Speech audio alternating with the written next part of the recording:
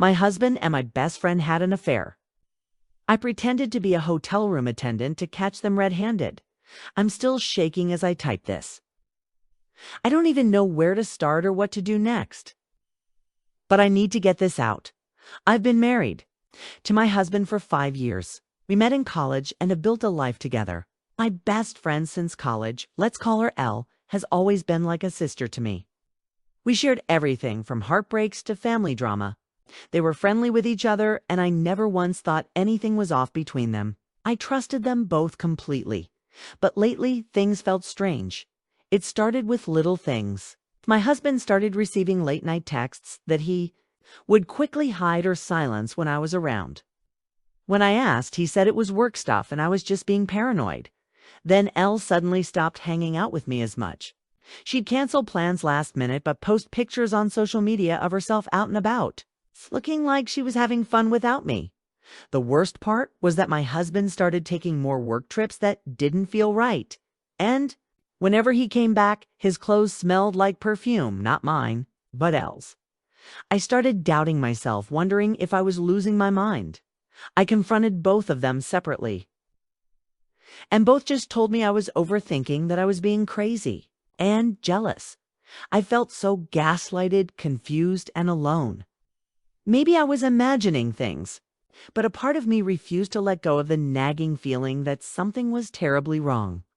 Then yesterday, found a hotel room key card in his jacket pocket. The date on it was the same day. My stomach dropped. I remembered Elle had said she'd be busy last night. I couldn't just sit and wait.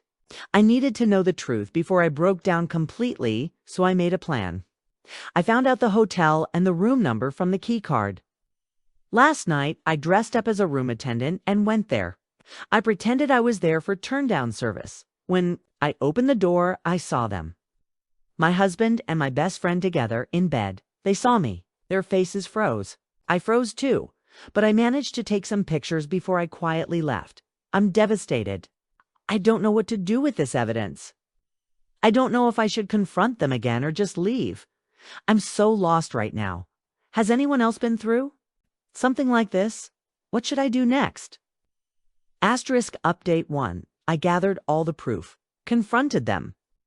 And now I'm planning my next move.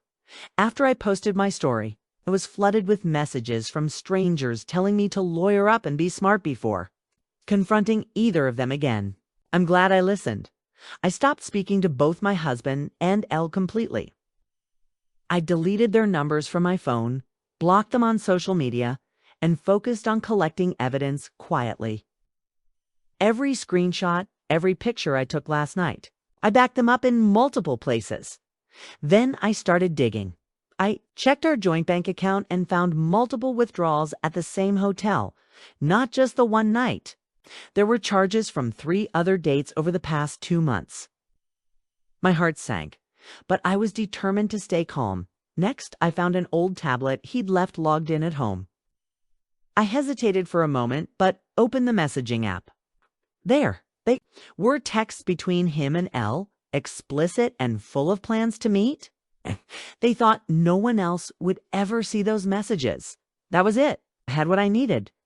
One afternoon, I came home early from work. Spen was there acting like everything was normal, but I could see the guilt lurking behind his eyes. I didn't say a word. I pulled out a stack of printed photos and bank statements and dropped them on the kitchen table. Explain this, said voice cold. He stammered. Tried to tell me I was snooping, that it was just physical and didn't mean anything. Classic gaslighting. I told him to save it. I wasn't going anywhere later.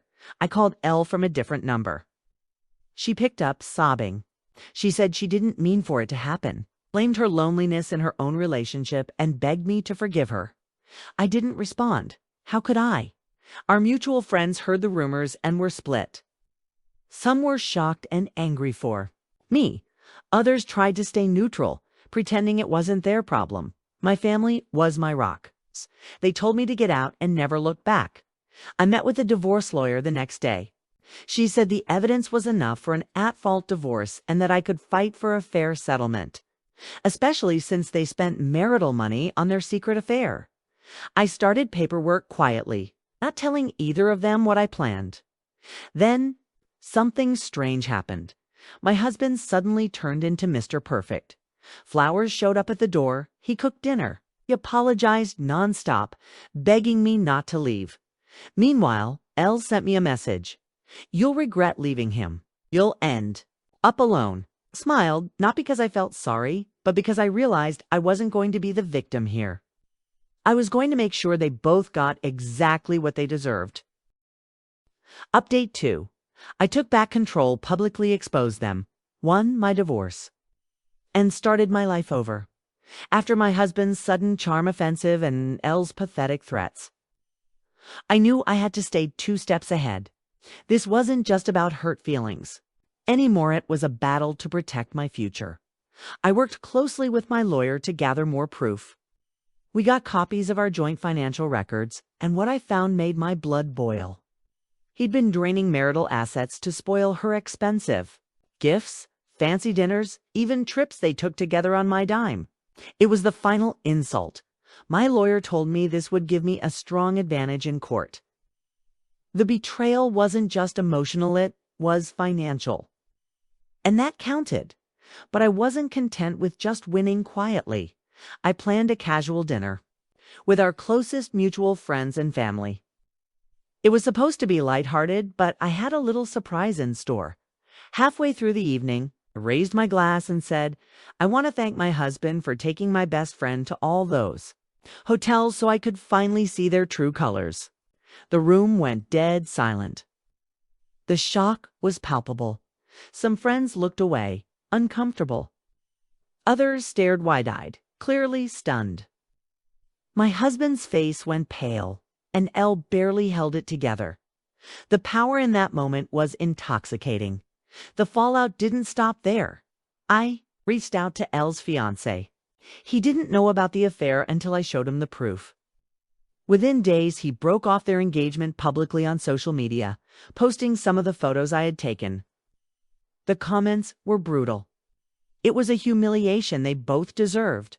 Meanwhile, rumors about my husband's infidelity leaked to his workplace. It turns out their policies are strict about office romances, especially those involving deceit.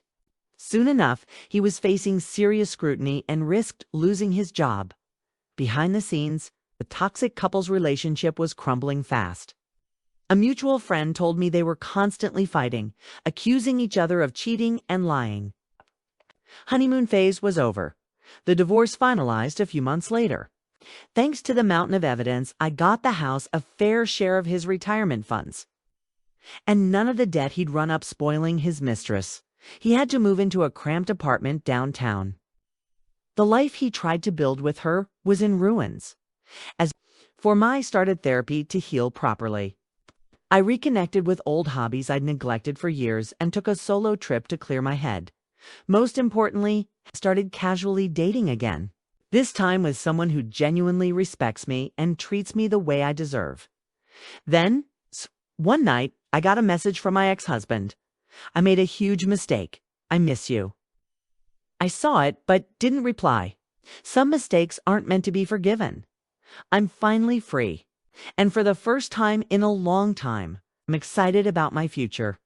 Asterisk final update, 8 months later, I'm free, thriving, and finally at peace. It's been 8 months since everything fell apart.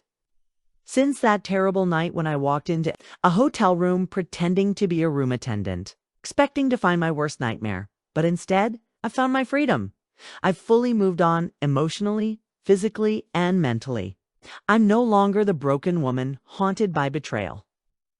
I've started a small side business that I'm proud of.